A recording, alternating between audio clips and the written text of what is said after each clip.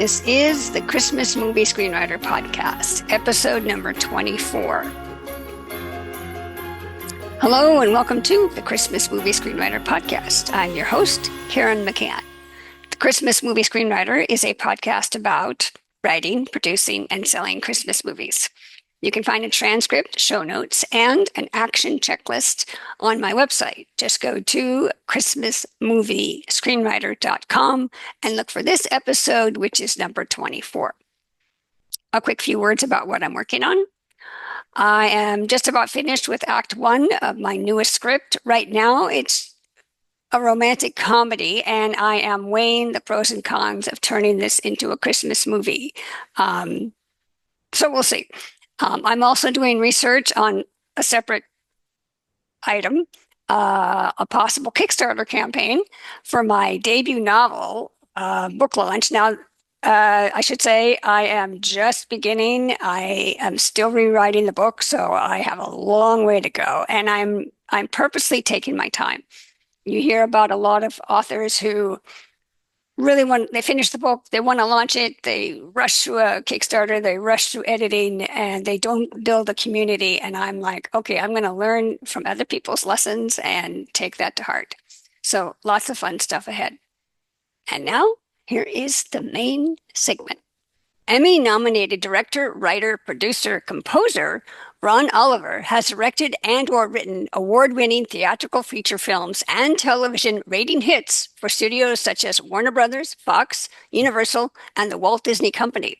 His Hallmark Hall of Fame Christmas movies are among the highest rated in network history, routinely landing on Variety's top 25 list, and his work on the feature Falling for Christmas helped make it the #1 movie around the world for Netflix.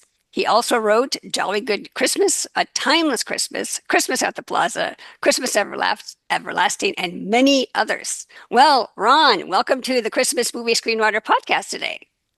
Thanks. I'd like to meet that guy. He sounds pretty good. Well, before we started recording, I would just say you are a prolific writer, producer, director, writer. I'll put your IMDb page in the show notes, but it's like 90 directing credits, 38 writing credits. So that's just the surface, I think. But anyway, welcome to the podcast. And first, I know you are so successful, but let's start from the beginning. Can you share your journey of breaking into the industry as a Christmas movie screenwriter?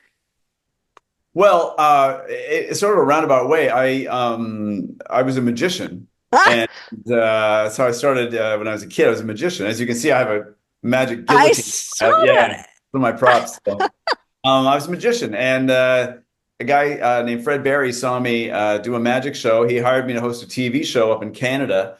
And as I was doing that, I kind of learned a little bit about, production and so forth. Because I was a kid from nowhere. I'm from a village of like 400 people up in Ontario, in Canada. And so I do this TV show. I learned about production a little bit. And then I thought, well, I love movies, and I'd always loved movies, even as a kid. So I went to Club Med. This is a long story there. I go to Club Med to work because I finished the TV show, didn't want to do that. I didn't want to be in front of the camera. I didn't love it, but I loved doing magic. So I went to Club Med for vacation. I stayed for a year because they hired me to run the stage shows there. So while I was there, I had my, video machine with like a Betamax player with all these old movies. And I just watched old movies and worked there in the Caribbean, in the Martinique and Eleuthera and the Bahamas.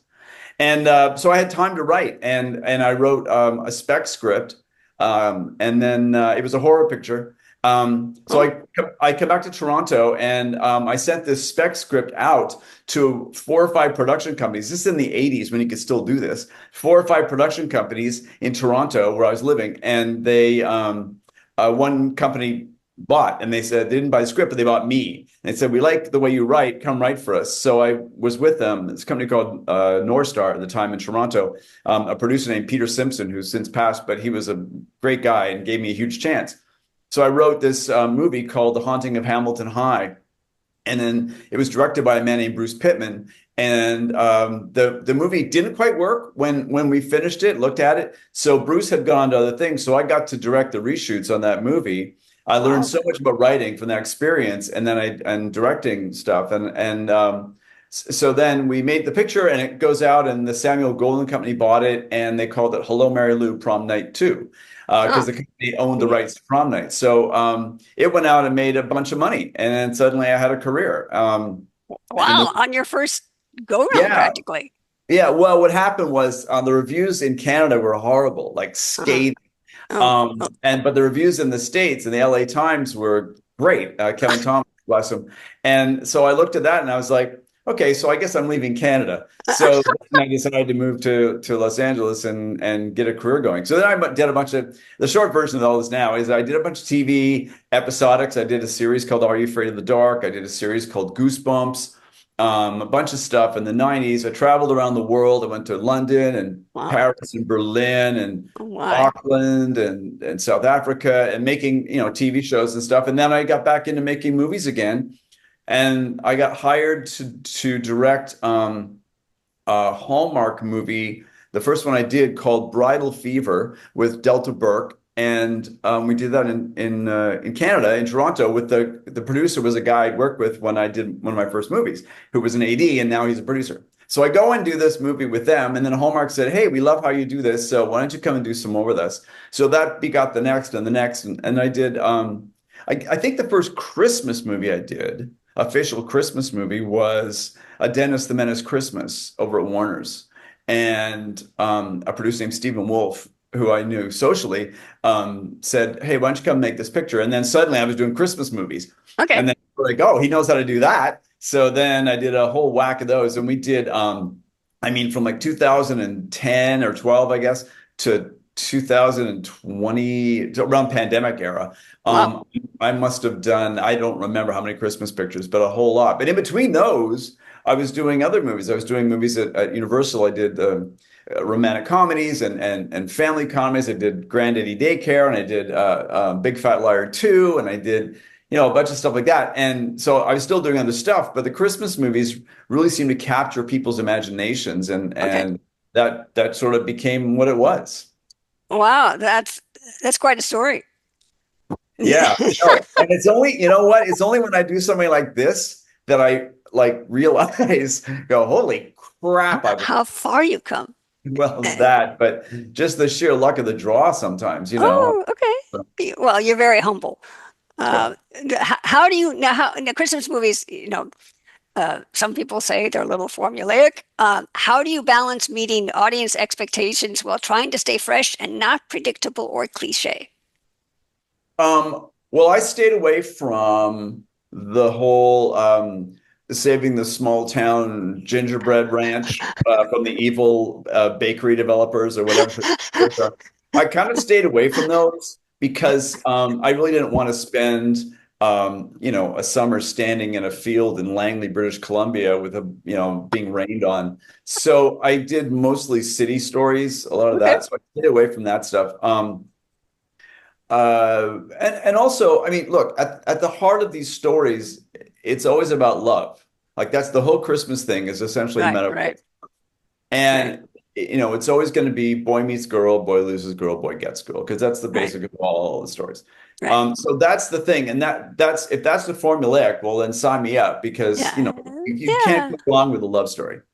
right, Never. So you put that in the middle of the movie, and people always forget like the Christmas stuff is really a lot of window dressing because in the middle of the story you have to have the heart of it, and you have to have what the lead characters what is the hole in the heart of the lead character in the movie, and That's a how does good the question. experience of the movie, how's the experience of the film or doing it, how does that heal that hole and make them a whole person by the end of the story. And, love is usually part of it, but it's also you use the Christmas experience as the metaphor for Right, right, the life experience and what it is they go through. So it isn't so much that it's a gingerbread. It's more eh, that it's the gingerbread is the thing that's missing from her life. And that's right. or his life, and that's how you do it. So Okay, that's great. I love that. The whole in the heart of the lead character. That's very visual. So good to hear that. Well, yeah, and you have to find like what is the shape of that hole? Like Yeah. what is that thing that fills some of it? Like I'm going through it now with the script I'm writing right now, because that was always the thing. How does your lead character grow and change? What's their character arc? And I've done so many of these that you're going, oh my God, I have to figure it out. And I don't like doing the morbid ones where it's like my mother died and I've never Right. gotten over it, or my Right. husband died. I'm like, oh my God, it's Christmas picture. Stop being so grim. Ah, So I always try right. to find something else. And in the case of the current story, it's a young woman who has lost her self-confidence, and she Okay. had whole career thing happening, and then everything fell apart and she lost her self-confidence. And so in the story that we're telling, she slowly builds it up again and finds it. And the trick to that is it can't be because of some guy, because that's kind of like the Cinderella phenomenon. You don't want. Right. So it's got Right. to be that she finds it in her own way, but also finds love along the way. So the love again becomes the symbol of the thing that's missing. Yeah. Yeah. I like what you said about the Cinderella phenomenon and how we're moving away from that. So good on you. Now, after you finish a script and it's ready to go out, what is your next step? How do you move it towards getting into production? Or are you just, well, maybe before you were, or is everything like you're hired? It's, you don't need to do any specs. Yeah, generally speaking, I mean, I don't do spec scripts so much. I did a horror spec script last year based on a book by R.L. Stine, the Goosebumps guy, because I love the book and I really wanted to make the movie. So these producers I had didn't have any money, but I said, look, I'll write this thing on spec because I want to do it. I really love it. So I do a couple of those now and then just for me. Okay. But generally speaking, people come to me and say, I want to make a movie and here's the idea, or do you have any Okay. Christmas movies? Or here's like in the case of Christmas at the Plaza, my husband and I go to the Plaza usually in the fall for the, week of jazz and shows and things. Yeah. And we've always gone to the Plaza and we loved it. And then we were there one day or I was there one day and said, I'd love to make a movie here. And so I called the exec producer I had at Hallmark and said, hey, could you think we could make a movie at the Plaza, like Christmas at the Plaza? And she said, if you Great. can set that up, yeah, we'll get a budget, we'll put it together. I said, okay. So I walked into the GM's office and said, hey, you want to make a Hallmark Christmas movie here? And the guy's like, we're gonna make 2 calls, and that was in April. And I started writing July. We got the go-ahead July 1st. I started writing July 5th, and we were on the floor shooting that movie by the end of August. It was that. Holy cow. Yeah, because I just had the story in my head and I was like, I know, and it would make a romantic comedy Oh, wow. at Christmas time, put some stars in it. It was fun. It was great. So something like that happens that fast, but it's not always like that, obviously. Of But course. but Yes. Yes. that's a case where I would have written that script for free because I just wanted to make a movie at the Plaza. So got to live Oh, there. well, Got to live at the Plaza that, for a couple months. It was great. oh my gosh, that sounds like a dream come true. Wow. Now, how would you suggest screenwriters expand their network of producers, like networking, maybe film markets? If so, which ones, competitions, or online platforms? That's a good question. I got to admit, that's kind of outside my field of expertise. Hmm. Because I mean, I've always been fortunate in that, like, from my very first script, the horror picture, I had people interested in it right away. Wow. So really, I went from, project to project to project. So I haven't had the experience of having my, script on my arm Right, and right, right, right. knocking on doors. I really haven't had that experience. Okay. Because it's just, it's always, I've been very fortunate, put it that way. Yeah. So I really haven't, I don't know about that. I know that they have, I mean, there are a billion screenwriting contests and Right. competitions Right. and so forth, where you pay an entry fee and then you get in and maybe you get a prize. And if you get a prize, then people might take notice of it. I have to say that um, all of that is lovely, but the thing that will get attention for a script is if it's well written. Yes. And I cannot tell you how many screenplays I get sent that are by people who think maybe I would, hey, would you read my script? No. But because for fairly legal reasons, because what Yeah. Yeah. happens is if I come up with an idea 2 years down the road and it's been planted in the back of my head by something I read and forgot about, no, that's no good. So Yeah. I Right. tend not Right. to read people's scripts. But when it's somebody who's in production and they're going to go to the floor and make the movie and they want me to look at directing it, usually they want to rewrite and direct it. I can't tell you how many scripts that one reads that are just unbearably poorly written Wow. and unbearably, even at the level, quote unquote, that I get to be at. and here in the D list because, even there, it's amazing. The script I just read that they actually want to go into production on, and it's shocking how bad the dialogue is and how bad the Wow. picture is. But the idea is sound, and that's the thing. It's everything is so, concept driven that a high Okay. concept thing can be poorly executed, but if the idea is strong enough, that will get attention as well. So, Are they expecting you to rewrite oh that? yeah, oh yeah. Okay, so they'll give you a script and know this isn't the final product. I We're just finished 3 movies in a row we did in Europe this summer, and we got to Bulgaria where the studio was, and we were all ready to go, and start prepping the movies. And the first script was not where it had to be at all. Second script was not so bad. The third script didn't exist. oh So we're whoa. preparing a movie that does not, we have an idea for it and kind of know we want to shoot it in a place, but it doesn't exist. And I had to write this thing in 5 days Oh my while gosh. while I'm prepping the other 2 movies Holy and cow. taking wardrobe and sets and locations and all that stuff. So it was a very hectic time. But again, the concept was there. And in this case, they figured, well, we need to make these movies, so let's go. So that's, Wow. again, speaking to what you asked about, going around knocking on doors, peddling your scripts. I should be so lucky. Yeah. So, Wow, that is amazing that they would jump the gun and oh, just expect you to write a script that quickly with the money, that, with the clock ticking and money being spent. yep, that happens all the time. Oh, All oh, ooh, I'm always that, surprised and not just at my budget level either. I mean, like my budgets are like, 5 to 8 million bucks if I'm lucky. The most I've that's ever had is 10. big. Um, but the even at the higher budget levels, it's amazing how often people will go. I've heard stories and have been told stories that they go to the floor without a complete script, which drives me crazy. I hate that. I like to have everything just there. I go da da da da da. Okay. So, well, on one hand, there's hope for people with a great concept that might, well, still, you still should have the best script no matter what. I mean, Yeah, that's how yeah. you, Yeah, one hopes you'd have you know what it is? It's the best version of your script, like right, your right, best version of it, which is not necessarily the final version of the script, but if it's your best version of it, the best you can do with it, right. And I get asked that a lot. It's like, well, do you ever look at stuff now, like look at the movies you've made or scripts you've written, whatever, and go, oh, I wish I had done this or I wish I had done that. And one of the things that is lovely to learn as one matures is that if you have done your absolute best, the best you could do, you never look back with regret at all. Right. But if you Good. know you did the best because that was the best you could do, and I'll look at even the movies we just finished. I'll look at a couple of shots and go, oh man, why did I put the camera there? And then you realize, well, because if I looked over there, the trucks were parked there. And if I looked over there, it was not France or it was not Right. Italy, whatever, it's taking Right. place. So you make decisions based on time and Right. money, and, all Right. those things that go into it. So as a writer, if you've written the absolute best version of the script that you can, then you should be happy with it and, hope for the best. Okay. Good. Good. Now, I know the answer to this. You probably don't attend film markets to pitch your projects, and people come to you and hire you.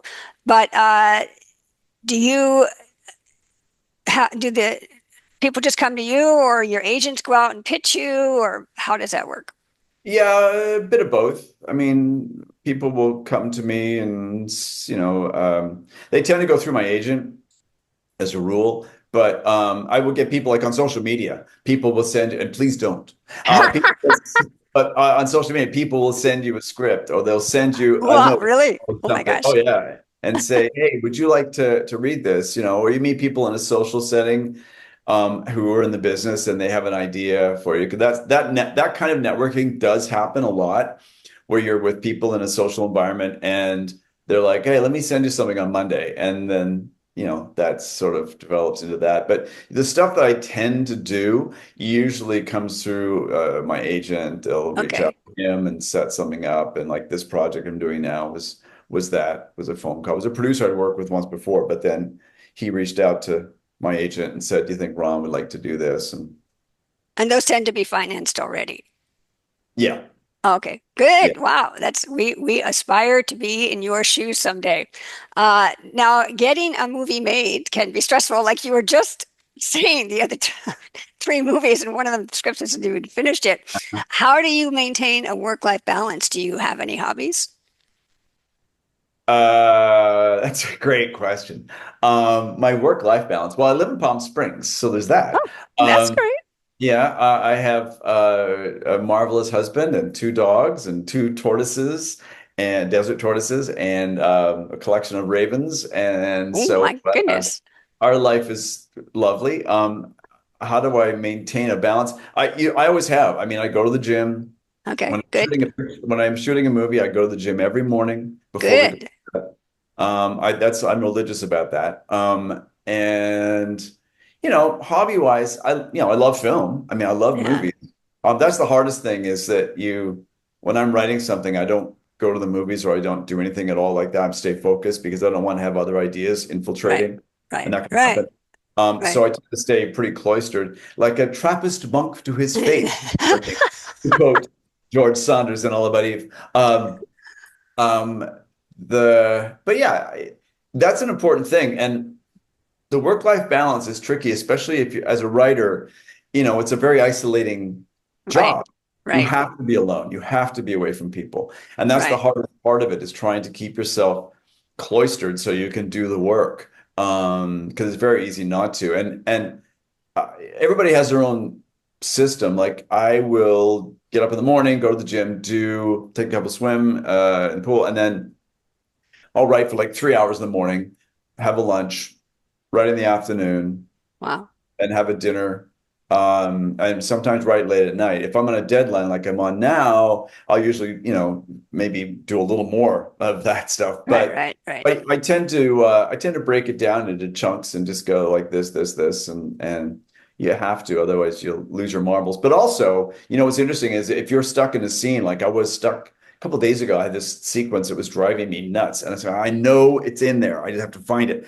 And I was like here's my desk, and I have Groucho Marx's desk Uh, here. I'm sitting at right. no way. Yeah, yeah. Holy cow. Come on, I can show you the Wow, that's impressive. desk, and there's a bar in the front of it. Um, but anyway, so I was sitting here just plowing away, and I was getting lost. I mean, you just stare at the screen, and you're going, I'm lost in this thing. I don't know what to do. And I just got up and went out and went to the gym. I worked out Good, for an hour, came good. back, and there it was. And there was the problem solved. There you go. So you really have to do that. As writers, we often forget that just because you're not at your desk doesn't mean you're not writing. That's right. That's You know, right. you have to That's go right. away and you have to let yourself breathe, let your mind breathe a little bit in order to do it. And because the problems, it's so funny. Like I'll spend an hour and a half on 5 lines of dialogue, and then Uh, I'll come back to it later and I'll go, God, this is so effortless. Like, why was I struggling with this? But then you realize, well, because you spent an hour and a half on it. That's why it right. sounds effortless, because you put Ah, time into it. right, So, right. And you need to have boundaries, because you could just write all the time and and never, have a life. yeah, yeah, And there's for people who are not at your level who just think I just got to keep writing specs, specs, specs, specs, and then one of them will hit. But then it's more like what? Yes, I agree.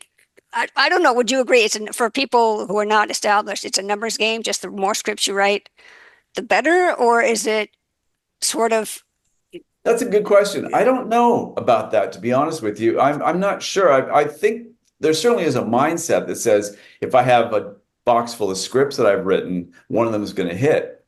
I don't know that that's always true right? because sometimes they're just not good. And you Yep, can have yep, lots and lots of crap and it's still crap. Not saying yep. that people are writing crap, but you can have lots of, I used to have like a box full of scripts that I thought, wow, look at these, the thriller and the thing, maybe half a dozen scripts in a box. And I think two of them got made out of the 6 or 7 that were in there. The other ones didn't get made. I don't know why they didn't get made because I know Right, they were as good right, as the ones that got made. right, But it's a right, question of right, the right. marketplace and who reads it and the That's producer true.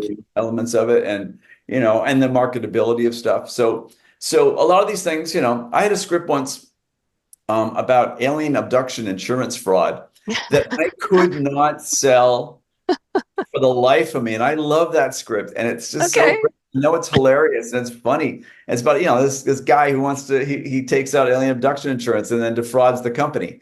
And I love that idea so much. And I could never sell it. It just, You so, know, and so that stuff that like that, it's a good concept, but it just was never a place for yeah, it. yeah.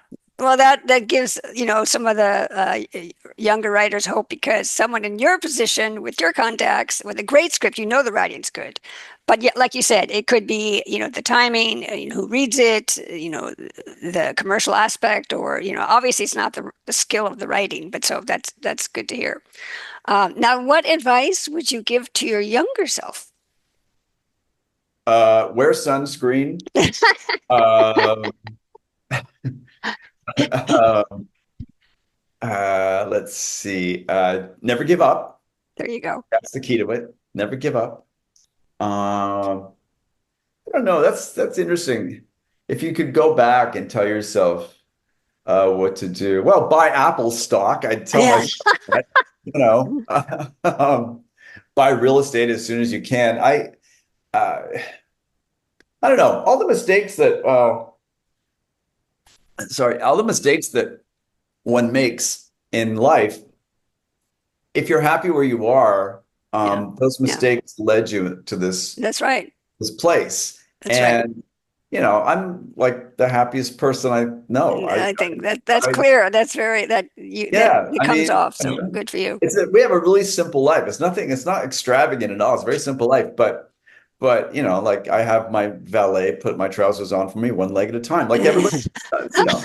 Um, it's a simple life. But I think if you're happy with where you are, then all those little places, the butterfly effect along the way, Right. have That's brought you right. there, and That's right. that to me is sort of the key of it. I So, agree. Totally. yeah. So to wrap up, would you like to share any social media links or websites or perhaps projects that are coming up that are so our audience can keep track of your work? Yeah, so we have a trilogy called The Groomsmen. It's not a Christmas thing, but it's called The Groomsmen, and it's coming on Hallmark Plus, which is the Hallmark streaming service. They decided to do their own streaming service, don't you know? Wow. So they'll need more Yes. product. Yes, I want to say October 17th is when it drops, as the kids say. But it's a trilogy of things about three best friends who are getting married, sort of three different weddings and three guys, and we get to watch the misadventures as they find their way to it. It's sort of like the flip side of all the rom-coms you would see on Hallmark. This is being told through the guy's point of view, and the three guys in it are terrific fun. BJ Britt and Jonathan Bennett from Mean Girls, and Tyler Hines, and the three of them. We went to, Europe. We went to Italy and Greece and Bulgaria, Oh, and nice. yeah, and did all that over there. So that's what's coming out in October. And then Christmas movie wise, the one I'm writing right now, they're hoping to get into production this year. So we'll see what happens if I can get off my ass and finish it. Um, but yeah, I can't tell you about that one because it's still sort of in the air. But that's that. And otherwise, I mean, they run those Christmas movies I made for Hallmark and for Netflix and for Amazon. I had one there called Hotel for the Holidays that was a big hit for them.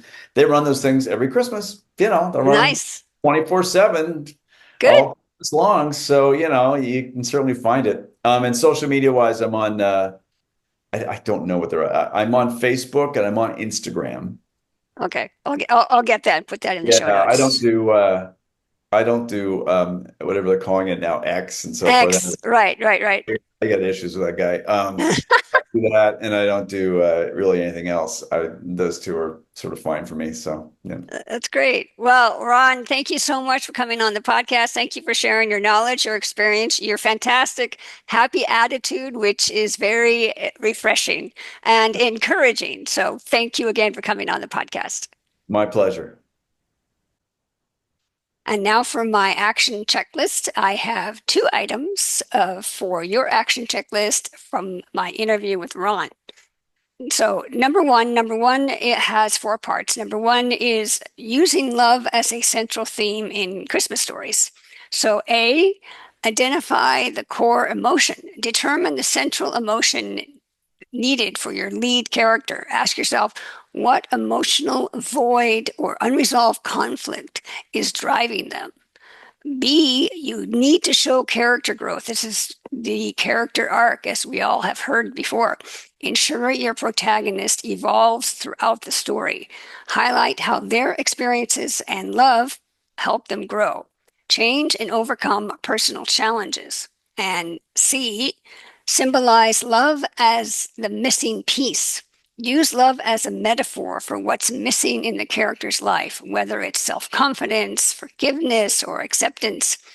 Make this love central, but not the sole solution to their problem, which leads to D, my last point on question or point number one. Break the Cinderella mold. Avoid making love the only solution.